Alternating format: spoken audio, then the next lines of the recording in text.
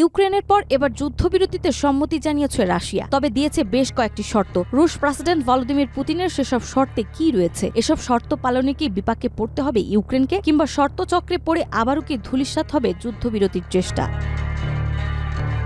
Russia Ukraine যুদ্ধ অবসানে যুক্তরাষ্ট্রের সাম্প্রতিক যুদ্ধবিরতি প্রস্তাবে নীতিগতভাবে সম্মতি দিয়েছেন রাশিয়ার প্রেসিডেন্ট ভলোদিমির পুতিন। তবে তিনি স্পষ্ট করেছেন, এই যুদ্ধবিরতি কেবল তখনই সম্ভব যদি সংঘাতের মূল কারণগুলো স্থায়ী সমাধান নিশ্চিত করা যায়। একনল হ্যান্ড ওয়াশ 100% প্যারাবেন ফ্রি, তাই নিরাপদ হাতের জন্য আস্থা রাখুন একনলে। ক্রেমলিনে এক সংবাদ সম্মেলনে বেলারুশের প্রেসিডেন্ট আলেক্সান্দার লুকাশেঙ্কোর সঙ্গে বৈঠকের পর পুতিন বলেন, আমরা শত্রুতা বন্ধের প্রস্তাবকে সমর্থন করি, তবে এটি এমনভাবে হতে হবে যাতে দীর্ঘমেয়াদে শান্তি প্রতিষ্ঠা সম্ভব হয় এবং এই সংকটের মূল কারণগুলো দূর করা যায়।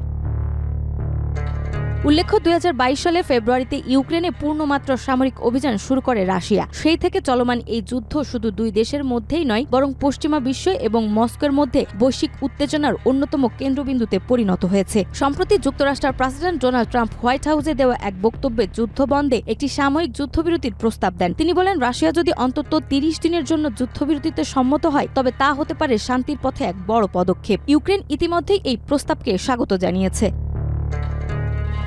ট্রাম্পের এই উদ্যোগের প্রশংসা করে পুতিন বলেন, ধারণাটি যথেষ্ট যৌক্তিক এবং আমরা অবশ্যই একে সমর্থন করি, তবে কিছু বিষয় রয়েছে যেগুলো নিয়ে আরও গভীর আলোচনা প্রয়োজন। আমি মনে করি এই বিষয়ে আমাদের মার্কিন অংশীদারদের সঙ্গে সরাসরি আলোচনায় বসা উচিত। পুতিন আরও ইঙ্গিত দেন, প্রয়োজনে তিনি ট্রাম্পকে ফোন করে বিষয়টি নিয়ে বিস্তারিত আলোচনা করবেন। তিনি বলেন, আমরা চাই এই সংঘাতের একটি শান্তিপূর্ণ সমাধান হোক, অস্ত্রের ভাষায় নয়, সংলাপের মাধ্যমে সংকট নিরসন হওয়া উচিত।